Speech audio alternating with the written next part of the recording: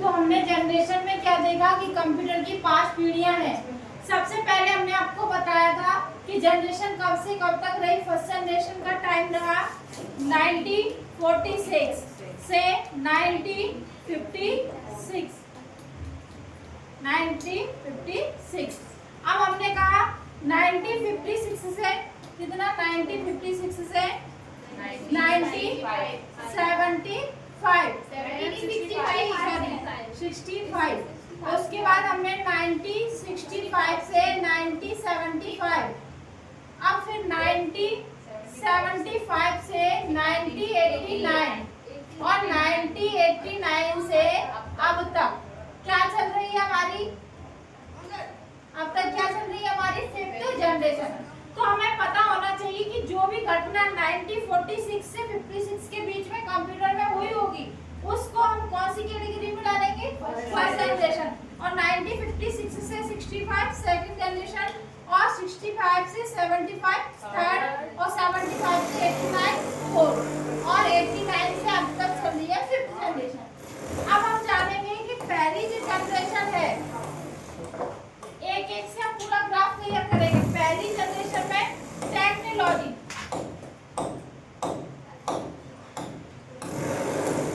Technology के रूप में क्या था, तो फर्स्ट जनरेशन में सॉरी ये आपने यहाँ पे क्या आएगी टेक्नोलॉजी, हम लिखना भूल गए, एक कॉलम और बनाना था हमें, लेकिन हम डायरेक्ट समझ गए कि टेक्नोलॉजी के रूप में यहाँ लिख सकते हैं। यहाँ हमारी जगह है तो यहाँ लिख दे रहा है।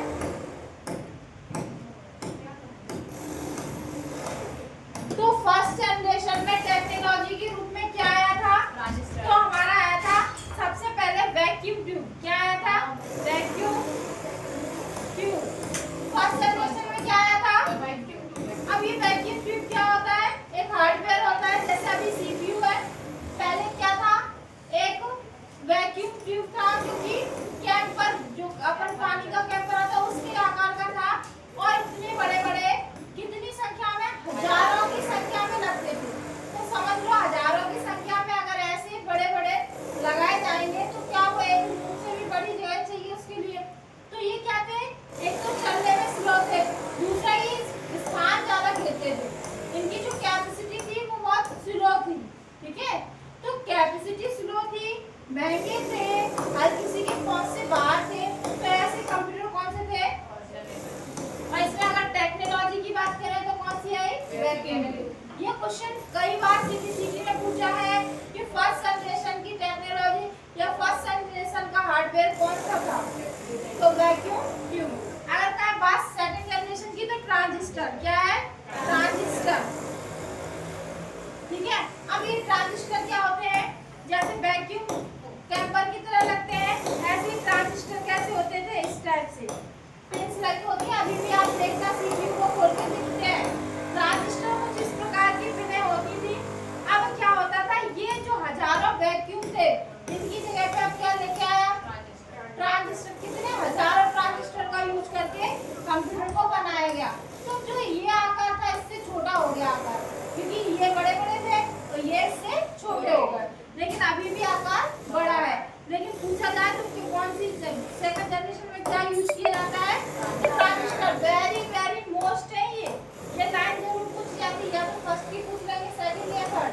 अगर आप पूछे वैक्यूम ट्यूब आया, ट्रांजिस्टर, थर्ड जनरेशन में क्या आया, तो आईसी चिप। क्या आएगी, आईसी चिप, जिसको बोलते हैं इंटीग्रेटेड सर्किट चिप। तो हम जो भी डाटा स्टोर करते थे वो उसके लिए क्या लेके आया, कैपेसिटी के लिए आईसी, जिसको बोलते हैं इंटीग्रेटेड सर्किट।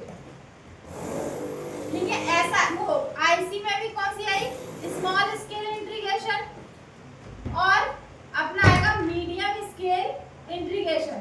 समझ में आया, कौन सी टेक्नोलॉजी आई, इसके एसएसआई मतलब क्या होता है, स्मॉल स्केल इंटीग्रेशन, और एमएसआई का होता है मीडियम स्केल इंटीग्रेशन। ठीक है, तो यहाँ तक क्लियर हुआ कि फर्स्ट जनरेशन में हमारा वैक्यूम आया, सेकंड जनरेशन में ट्रांजिस्टर आया और थर्ड जनरेशन में आईसी चिप का निर्माण हुआ। अब हम जानने वाले हैं आगे कि हमारी फोर्थ जनरेशन में कौन सा हार्डवेयर या कौन सी टेक्नोलॉजी आएगी।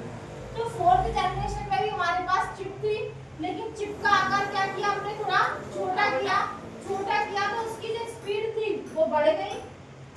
आपको कोई क्या दे, एक पेज लिखने के लिए दे तो आप जल्दी लिखेंगे, और इनको दे दे कोई 20 पेज, तो जल्दी कौन लिखेगा? एक पेज वाला जल्दी लिखेगा। तो इसके पास छोटा ही तो एक पेज है स्टोरेज के लिए, तो ये जल्दी कर देगा। और ये भले ही 10 पेज है छोटे छोटे, लेकिन है तो 10 या 20, तो इसको समय लगेगा। तो जब आकार छोटा होता है तो स्पीड अपने आप बढ़ जाती है। कोई भी काम हो, अगर आपको थोड़ा सा खाना दे दिया, ज्यादा खाना दे दिया जाए और कम काम कराया जाए, तो आप काम कैसे करेंगे? फास्ट करेंगे कि नहीं?